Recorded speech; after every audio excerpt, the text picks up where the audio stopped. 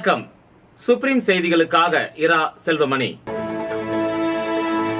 புதுச்சேரியில் கழிவுநீர் பிரச்சினைக்கு தீர்வு காணும் வகையில் 6 புதிய நவீன கழிவுநீர் அகற்றும் வாகனங்களை முதலமைச்சர் ரங்கசாமி தொடங்கி வைத்தார். புதுச்சேரி அரசு சமூக நலத்துறை மூலம் மணவெளி தொகுதியை சேர்ந்த மாற்றுத்திறனாளி பயனாளிகளுக்கு இலவச 3 சக்கர மோட்டார் சைக்கிள் வழங்கும் நிகழ்ச்சி நடைபெற்றது. புதுச்சேரியில் அதிவேகமாக காரில் வந்தவர்களை தட்டி கேட்ட போக்குவரத்து காவல் உதவி ஆய்வாளர் மீது தாக்குதல் நடத்திய சம்பவம் அதிர்ச்சியை ஏற்படுத்தியுள்ளது. இனி விரிவான செய்திகள். புதுச்சேரி அரசால் புதுடெல்லியில் உள்ள தேசிய தூய்மை பணியாளர்கள் நிதி மற்றும் மேம்பாட்டுக் கழகம் மூலம் கொள்முதல் செய்த கழிவுநீர் பராமரிப்பு இயந்திரங்களை பயன்பாட்டிற்கு விடும் நிகழ்ச்சி நடைபெற்றது. இதன் முதற்கட்டமாக பொதுப்பணித்துறை 6 இயந்திரங்கள் ஜெம் போர்ட்டல் வழியாக குறைந்த ஒப்பந்த புள்ளி அடிப்படையில் பாதாள சாக்கடைக்கும் செய்யும் தூர்வாரும் இயந்திரங்கள் தயாரிப்பு நிறுவனமான என்விரோ என்ஜினியர்ஸ் பணி இயந்திரங்கள் இயற்றப்பட்டுள்ளது. இந்த இயந்திரங்களை மாண்புமிகு முதலமைச்சர் ரங்கசாமி அவர்கள் புதுச்சேரி சட்டப்பேரவையில் கொடி அசைத்து மக்களின் பயன்பாட்டிற்காக தொடங்கி வைத்தார். இந்த நிகழ்ச்சியில் பேரவைத் தலைவர் செல்வம், பொதுப்பணித்துறை அமைச்சர் லட்சுமி நாராயணன், சட்டமன்ற உறுப்பினர் பிரகாஷ்குமார், பொதுப்பணித்துறை தலைமை பொறியாளர் சத்யசீலன் மற்றும் பொதுப்பணித்துறை பொறியாளர்கள் அதிகாரிகள் இந்த நிகழ்ச்சியில் கலந்து கொண்டனர்.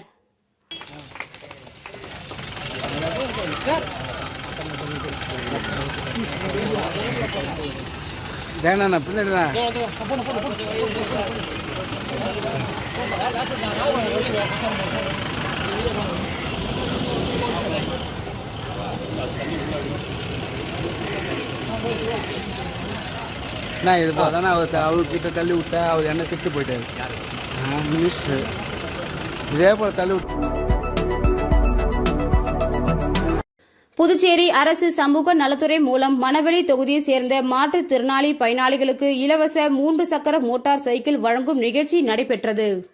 புதுச்சேரி அரசு சமூக நலத்துறை மூலம் மணவெளி தொகுதியை சேர்ந்த மாற்றுத்திறனாளி பயனாளிகளுக்கு இலவச 3 சக்கர மோட்டார் சைக்கிள் வழங்கும் நிகழ்ச்சி தவளக்குப்பத்தில் உள்ள சபாநாயகர் இல்லத்தில் நடைபெற்றது. இதில் சபாநாயகர் செல்வம் கலந்து கொண்டு 8 மாற்றுத்திறனாளிகளுக்கு 3 சக்கர மோட்டார் சைக்கிள்களை வழங்கினார்.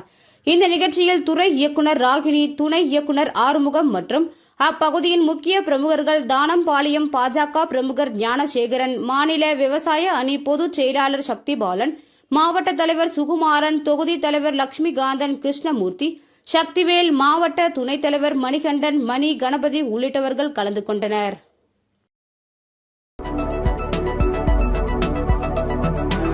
புதுச்சேரியில் அதிவேகமாக காரில் வந்தவர்களை தட்டி கேட்ட போக்குவரத்து காவல் உதவி ஆய்வாளர் மீது தாக்குதல் நடத்திய சம்பவம் அதிர்ச்சியை ஏற்படுத்தியுள்ளது.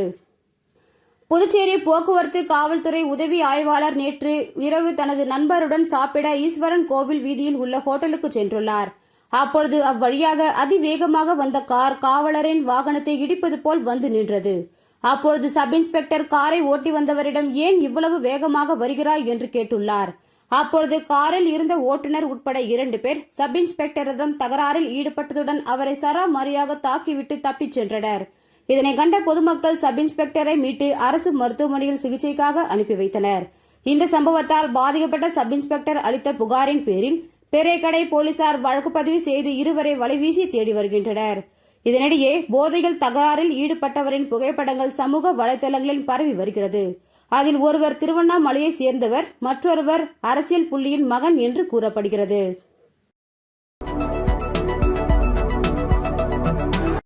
என்ஆர் காங்கிரஸ் பாஜக கூட்டணி அரசின் பட்ஜெட்டை கண்டித்தும் மாற்று திட்டங்களை வலியுறுத்திய இடதுசாரிகள் கட்சிகள் சார்பில் வரும் 25ஆம் தேதி சட்டமன்றம் முன்பு கண்டன ஆர்ப்பாட்டம் நடைபெறும் என அறிவிக்கப்பட்டுள்ளது. புதுச்சேரி இடதுசாரிகள் கட்சிகள் சார்பில் முதலியார்பேட்டை கம்யூனிஸ்ட் அலுவலகத்தில் செய்தியாளர்களை சந்தித்த சிபிஐ மாநில செயலாளர் சலீம், புதுச்சேரியில் கடந்த 12ஆம் தேதி என்ஆர் காங்கிரஸ் பாஜக அரசு தனது பட்ஜெட்டினை தாக்கல் செய்துள்ளது.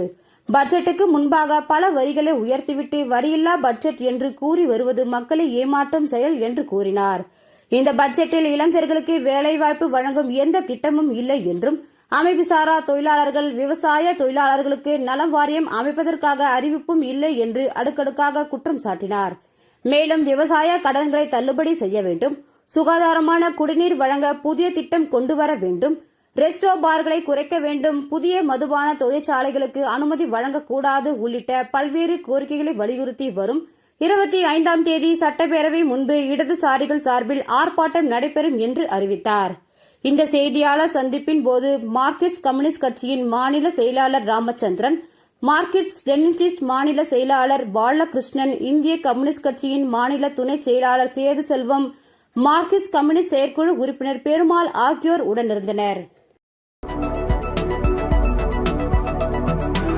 ஊசூடு சட்டமன்ற தொகுதிக்கு உட்பட்ட தொண்டமாநத்தம் பகுதியில் கிராம நிர்வாக அலுவலக கட்டிடம் கட்டுவதற்கான பூமி பூஜையை அமைச்சர் சாய்ஜே சரவணன்குமார் தொடங்கி வைத்தார். புதுச்சேரி மாநிலம் ஊசூடு சட்டமன்ற தொகுதிக்கு உட்பட்ட தொண்டமாநத்தம் பகுதியில் கிராம நிர்வாக அலுவலக கட்டிடம் ரூபாய் 34,38,000 செலவில் புதியதாக கட்டுவதற்கான பூமி பூஜையை ஊசூடு தொகுதியின் சட்டமன்ற உறுப்பினரும் ஆதிதிராவிடர் நலத்துறை அமைச்சருமான சாய்ஜே சரவணன்குமார் தலைமையில் பூமி பூஜை செய்து அடிக்கல் நாட்டப்பட்டது. இந்த நிகழ்ச்சியில் பொதுப்பணித்துறை அதிகாரிகள், தொகுதியின் பாஜக நிர்வாகிகள் உட்பட பலர் கலந்து கொண்டனர்.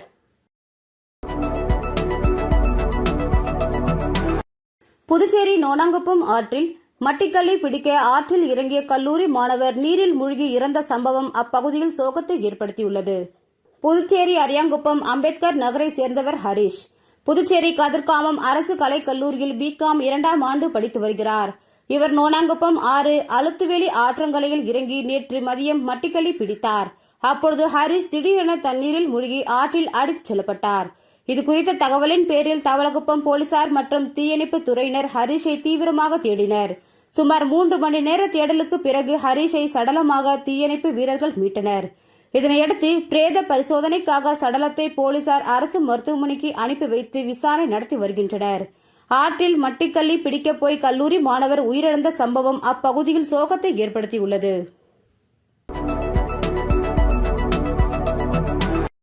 வில்லியனூர் போக்குவரத்து காவல் நிலையத்தில் எஸ்பி பிரவீன்குமார் திரிபாதி தலைமையில் மக்கள் நீதிமன்றத்தில் பொதுமக்களின் பல்வேறு குறைகளுக்கு தீர்வு காணப்பட்டது. புதுச்சேரி காவல்துறை சார்பில் ஒவ்வொரு சனிக்கிழமையும் காவல் நிலையங்களில் மக்கள் மன்றம் நடைபெற்று வருகிறது. அந்த வகையில் இன்று வில்லியனூர் போக்குவரத்து காவல் நிலையத்தில் முதுநிலை காவல் கண்காணிப்பாளர் பிரவீன்குமார் திரிபாதி தலைமையில் மக்கள் மன்றம் நடைபெற்றது. இதில் ஆய்வாளர் செந்தில் கணேஷ் மற்றும் உதவி ஆய்வாளர்கள் அன்பழகன், முத்துக்குமரன் உட்பட காவலர்கள் பங்கேற்றனர். இந்த கூட்டத்தில் பொதுமக்கள், வணிகர்கள் என 50க்கும் மேற்பட்டோர் கலந்து கொண்டு தங்களது குறைகளை தெரிவித்தனர். பெரும்பாலான புகார்களுக்கு அங்கேயே தீர்வு காணப்பட்டது. ஒரு சில புகார்களுக்கு தீர்வு காண காவல் நிலைய அதிகாரிகளுக்கு எஸ்எஸ்பி பிரவீன் திரிபாதி உத்தரவிட்டார். விளம்பர இடைவேளைக்கு பிறகு செய்திகள் தொடரும். தேங்க்யூ. பாருப்பா, பத்மா கை நிறைய புதுசா வளையல் போட்டிருக்கா. அத நீங்க எப்ப பாத்தீங்க?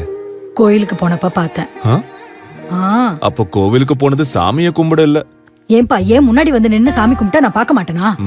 எனக்கும் வேணும் புது வளையல். இப்ப தங்கத்தோட விலை என்னன்னு தெரியுமா? பாரு, ஜோஸ் ஆலுகாஸ்ல இப்போ ஒரு புது ஆஃபர் இருக்கு. தங்க நகைகளின் சேதாரத்தில் பிளாட் 50% தள்ளுபடி. புரிஞ்சுதா? குட். அப்படின்னா ஜோஸ் ஆலுகாஸ் போலாமா?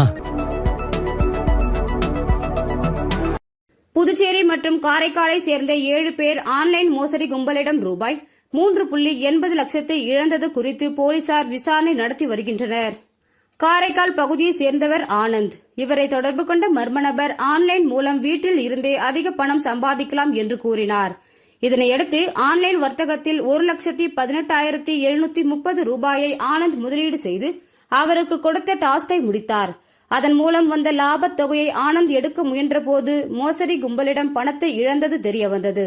இதேபோல் கதிர்காமம் கலைவாணி ரூபாய் 2 லட்சம், சின்ன விருசம்பாளையம் சுபாஷ் சந்திரபோஸ் 32,500, முத்தியால்பேட்டையை சேர்ந்த ஈஸ்வர் 15,000, பெரிய காலாப்பட்டு பிரவீன்குமார் 7,000, சேதராப்பட்டு ஜெனிமா 3,500, புதுச்சேரி தாகூர் நகர் சங்கர் 3,800 ரூபாய் என மொத்தம் 7 பேர் ஆன்லைன் மோசடி கும்பலிடம் 3,80,330 ரூபாயை இழந்துள்ளனர்.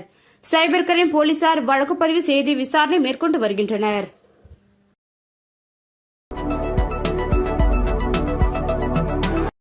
புதுச்சேரியில் கார் பார்க்கிங் விடுவதில் ஏற்பட்ட தகராறில் செக்யூரிட்டியை தாக்கிய டாக்டர் மீது போலீசார் வழக்கு பதிவு செய்து விசாரணை நடத்தி வருகின்றனர். அண்ணா நகர் 2வது தெருவில் உள்ள தனியார் இன்டர்நெட் நிறுவனத்தில் செக்யூரிட்டியாக வேலை செய்து வருபவர் சுந்தரமூர்த்தி கடந்த 14ஆம் தேதி மதியம் அங்குள்ள உடற்பயிற்சி கூடத்திற்கு காரில் வந்த ஆரம்ப சுகாதார நிலைய டாக்டர் தாமரை செல்வனுக்கும் சுந்தரமூர்த்திக்கும் காரை நிறுத்துவதில் இடையே தகராறு ஏற்பட்டுள்ளது. இதில் சுந்தரமூர்த்தியை தாமரை செல்வன் தாக்கிய போது தவறி விழுந்ததில் காலில் காயமடைந்த சுந்தரமூர்த்தி அரசு மருத்துவமனையில் சிகிச்சை பெற்றார். இதுகுறித்து உருளையன்பேட்டை போலீசில் 15ஆம் தேதி புகார் கொடுத்தனர். போலீசார் வழக்குப்பதிவு செய்ய தாமதம் செய்வதாக தவாக மாநில பொறுப்பாளர் ஸ்ரீதர் தலைமையிலான நிர்வாகிகள் சீனியர் எஸ்பியை சந்தித்து மனு கொடுத்தனர். இதனையடுத்து இருதரப்பு புகாரின் பேரில் தாமரை செல்வன் மீதும் மற்றும் சுந்தரமூர்த்தி மற்றும் தனியார் இன்டர்நெட் நிறுவன ஊழியர்கள் சிலர் மீதும் போலீசார் வழக்குப்பதிவு செய்து விசாரித்து வருகின்றனர்.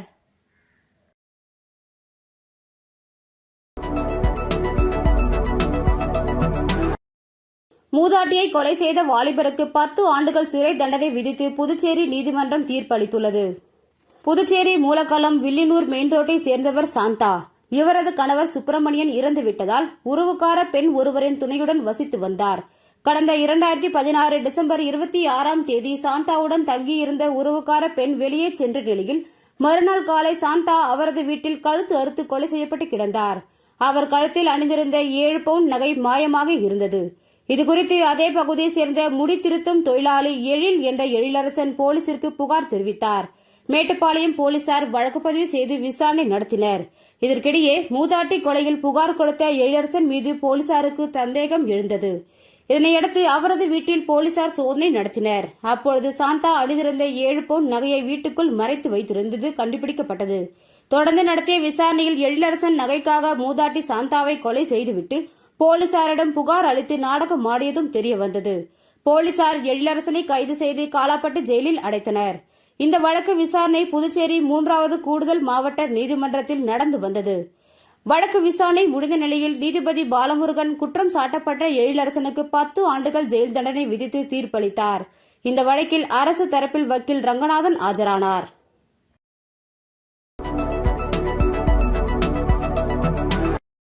இந்திய தேசிய real estate builders land developers நிலத்தரகர்கள் நலசங்கம் நடத்தும் 11வது மாநில மாநாட்டில் பங்கேற்க புதுச்சேரியில் இருந்து 100க்கும் மேற்பட்டோர் சென்னை புறப்பட்டனர். இந்திய தேசிய real estate builders land developers நிலத்தரகர்கள் நலசங்கம் சார்பில் 11வது எழுச்சி மாநில மாநாடு சென்னை OMCA மைதானத்தில் நடைபெறுகிறது. இதில் அகில இந்திய தலைவர் VN கண்ணன் தலைமையில் நடைபெறும் இந்த மாநாட்டில் புதுச்சேரி மற்றும் தமிழகத்தில் இருந்து இந்திய தேசிய real estate builders land developers நிலத்தரகர்கள் நல சங்கத்தினர் ஏராளமானோர் பங்கேற்கின்றனர். அதன் ஒரு பகுதியாக புதுச்சேரி மாநிலத்தில் இருந்து 2 பேருந்துகள் மூலம் சுமார் 100க்கும் மேற்பட்டோர் தலைவர், மாநில அமைப்பாளர், கலை செயலாளர் சீனிவாசன், பொருளாளர் கிருஷ்ணமூர்த்தி ஆகியோர் தலைமையில் சுமார் 100க்கும் மேற்பட்டோர் 11வது எழுச்சி மாநில மாநாட்டில் கலந்து கொள்வதற்காக இன்று புதுச்சேரியில் இருந்து 2 பேருந்துகள் மூலம் சென்னை புறப்பட்டனர். மீண்டும் முதன்மை செய்திகள். புதுச்சேரியில் கழிவுநீர் பிரச்சினைக்கு தீர்வு காணும் வகையில் 6 புதிய நவீன கழிவுநீர் அகற்றும் வாகனங்களை முதலமைச்சர் ரங்கசாமி தொடங்கி வைத்தார். புதுச்சேரி அரசு சமூக நலத்துறை மூலம் மணவெளி தொகுதியை சேர்ந்த மாற்றுத்திறனாளி பயனாளிகளுக்கு இலவச 3 சக்கர மோட்டார் சைக்கிள் வழங்கும் நிகழ்ச்சி நடைபெற்றது. புதுச்சேரியில் அதிவேகமாக காரில் வந்தவர்களை தட்டி கேட்ட போக்குவரத்து காவல் உதவி ஆய்வாளர் மீது தாக்குதல் நடத்திய சம்பவம் அதிர்ச்சியை ஏற்படுத்தியுள்ளது. இந்த செய்தி அறிக்கை இத்துடன் நிறைவு பெறுகிறது. வணக்கம்.